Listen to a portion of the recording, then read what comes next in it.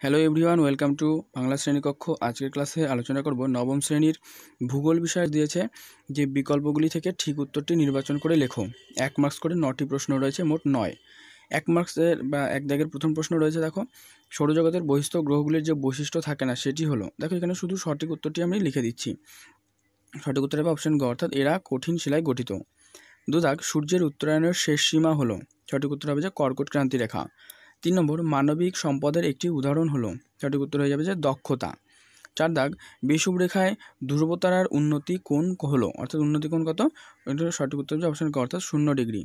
5 দাগ, ভূ আলোড়নের ভূপৃষ্ঠে অনুভূমিকভাবে কাজ করলে সৃষ্টি হয়, অর্থাৎ সৃষ্টি হয় দেখো কোন পর্বতে, সঠিক উত্তর হয়ে যাবে এটি অপশন খ, অর্থাৎ ভঙ্গিল পর্বত।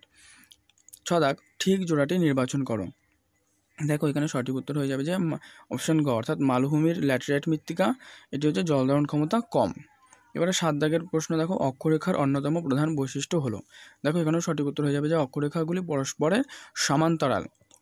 8 দাগ কি, যে বিদার অগ্নুদ্গমের মাধ্যমে সৃষ্ট ভূমিরূপ হলো, দেখো সঠিক উত্তর হয়ে যাবে যে এটি লাভা মালভূমি, অপশন খ। 9 দাগ, ঠিক জোড়াটি নির্বাচন করো, দেখো এই প্রশ্নের সঠিক উত্তর হয়ে যাবে যে অপশন খ, অর্থাৎ কালিম্পং জেলা, এটি সমুদ্র থেকে দূরবর্তী স্থানে অবস্থিত। এবারে 2 দাগের প্রশ্ন, দেখো 1 মার্কস করে 3টি প্রশ্ন দেওয়া হয়েছে, শূন্যস্থান পূরণ করো। প্রথম প্রশ্ন, দ্রাঘিমা রেখাগুলি নিরক্ষরেখাকে ড্যাশ কোণে ছেদ করেছে, অর্থাৎ এখানে তাহলে সেই শূন্যস্থানে কি বসবে, শূন্যস্থানে বসবে যে সমকোণে, দ্রাঘিমা রেখাগুলি নিরক্ষরেখাকে সমকোণে ছেদ করেছে। 2 দাগ, আবহবিকারগ্রস্ত শিলা চূর্ণ বিচূর্ণ হয়ে মূল শিলার উপর যে শিথিল আবরণ তৈরি করে তাকে ড্যাশ বলে, দেখো এখানে সঠিক উত্তর হয়ে যাবে কি, সঠিক উত্তর হবে রেগোলিথ বলে।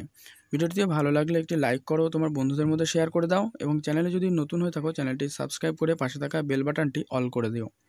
দেখো 3 দাগ প্রশ্ন, যে দার্জিলিং জেলার মধ্য দিয়ে প্রবাহিত একটা নিত্যবহ নদী, এটি হবে তিস্তা।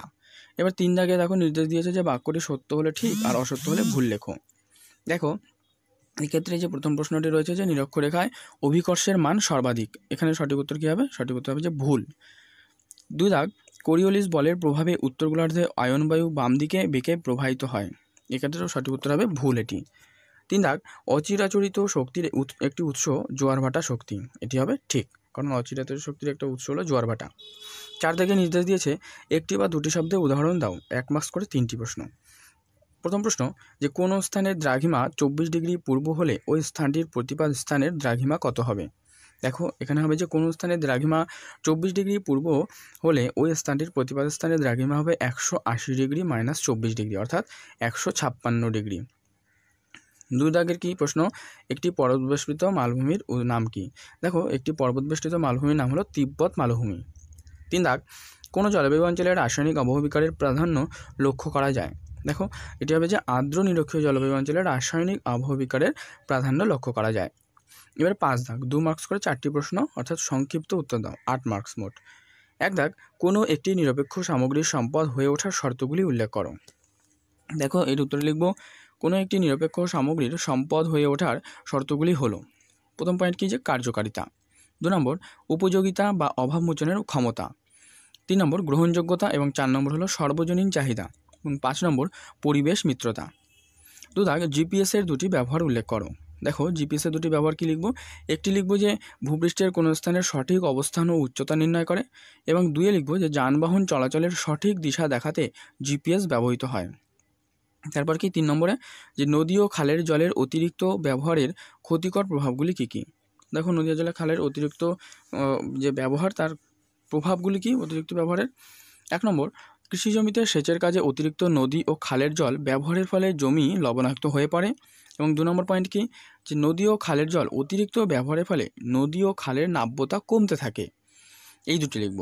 এবার 4 দাগ প্রশ্ন, যে আবহবিকারে প্রাণীদের ভূমিকা উদাহরণ সহ আলোচনা করো, দেখো এটি আমরা লিখব উত্তরে, যে মৃত্তিকায় বসবাসকারী বহু প্রাণী তাদের বাসস্থান তৈরির জন্য শিলার যান্ত্রিক আবহবিকার ঘটায়, যেমন কি খরগোশ, ইঁদুর, খ্যাকশিয়াল, প্রেইরি কুকুর, কেঁচো প্রভৃতি প্রাণী সরাসরি শিলার মধ্যে গর্ত করে শিলাকে চূর্ণ বিচূর্ণ করে। আবার প্রাণীদের বর্জ্য পদার্থ এবং মৃতদেহ নিঃসৃত জৈব অ্যাসিড শিলার রাসায়নিক বিয়োজনেও সাহায্য করে।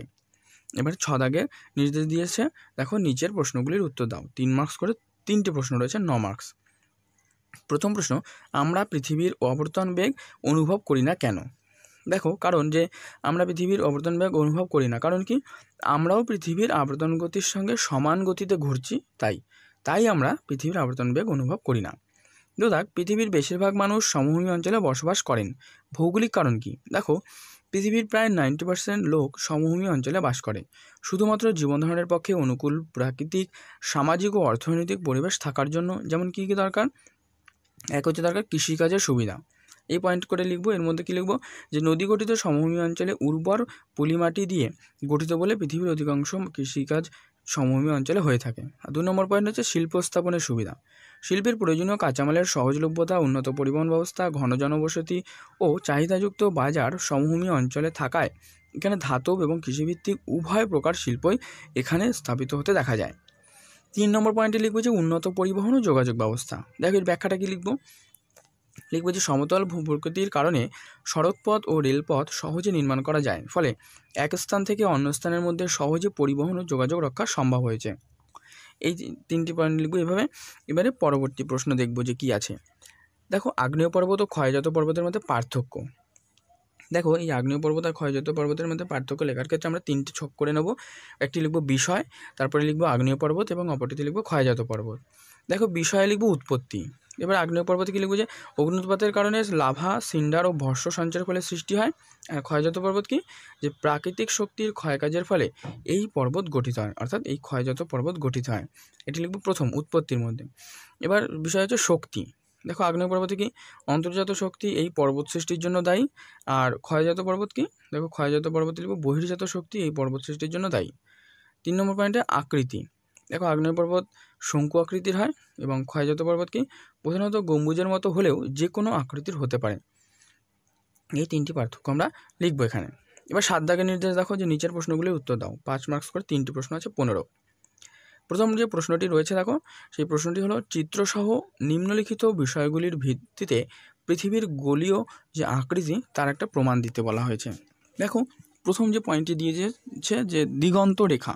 দেখো, দিগন্ত রেখাকে ব্যাখ্যা করে আমরা লিখব যে কোনো বড় ফাঁকা মাঠে দাঁড়ালে দূরে মনে হয় আকাশে মাটিতে মিশে গেছে, আবার সমুদ্র তীরে দাঁড়ালে দূরে মনে হয় জল আকাশকে ছুঁয়ে গেছে। পৃথিবী গোলাকার বলেই এটি ঘটছে। পৃথিবী গোলাকার বলেই ভূপৃষ্ঠ থেকে যত উপরে ওঠা যায় দিগন্ত রেখার বিস্তৃতি তত বাড়ে এবং আকৃতিও বৃত্তচাপের মতোই যেন হয়।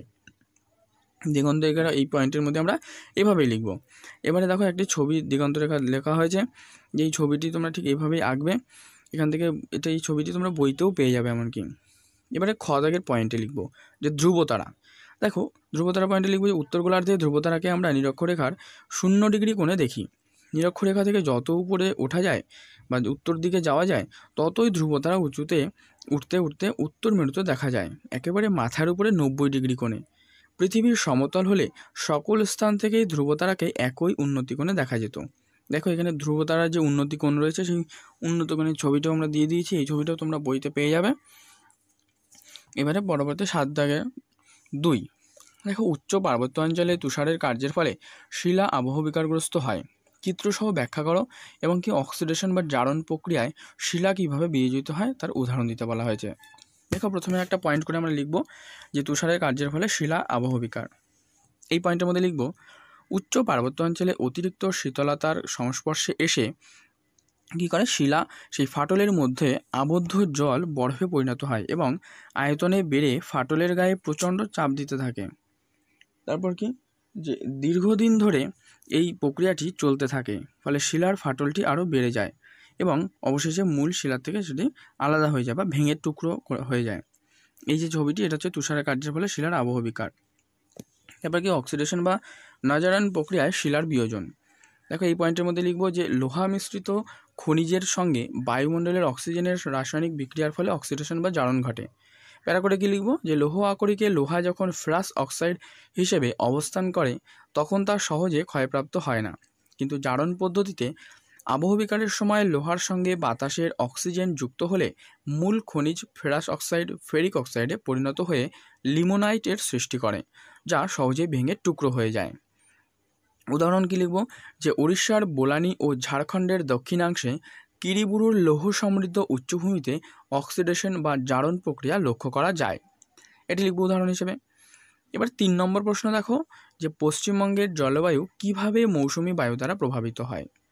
এখানে লিখব কতগুলি পয়েন্ট আকারে যে পশ্চিমবঙ্গের জলবায়ু বিভিন্নভাবে মৌসুমী বায়ু দ্বারা প্রভাবিত হয়। যেমন কি 1 নম্বর হচ্ছে উষ্ণতার উপর প্রভাব, যে গ্রীষ্মকালে উষ্ণতা যখন অত্যাধিক বৃদ্ধি পায় তখন মৌসুমী বায়ুর আগমন ঘটে, তাপমাত্রা হ্রাস করে, ফলে মানুষ স্বস্তি পায়। 2 নম্বর লিখব বৃষ্টিপাতের উপর প্রভাব, যেমন পশ্চিমবঙ্গের বৃষ্টিপাতের মূল কারণ হলো মৌসুমী বায়ু। দক্ষিণ পশ্চিম মৌসুমী বায়ুর প্রভাবে গ্রীষ্মকালে বৃষ্টিপাত হয়।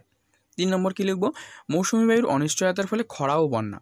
মৌসুমী বায়ুর খামখেয়ালিপনার জন্য কখনো নির্ধারিত সময়ের পূর্বে মৌসুমী বায়ুর আগমন ঘটে, তখন অধিক বৃষ্টি হয় ও তার ফলস্বরূপ বন্যা হয়। আবার কখনো দেরিতে মৌসুমী বায়ুর আগমন ঘটে, তখন জলের অভাব অর্থাৎ খরার সৃষ্টি হয়।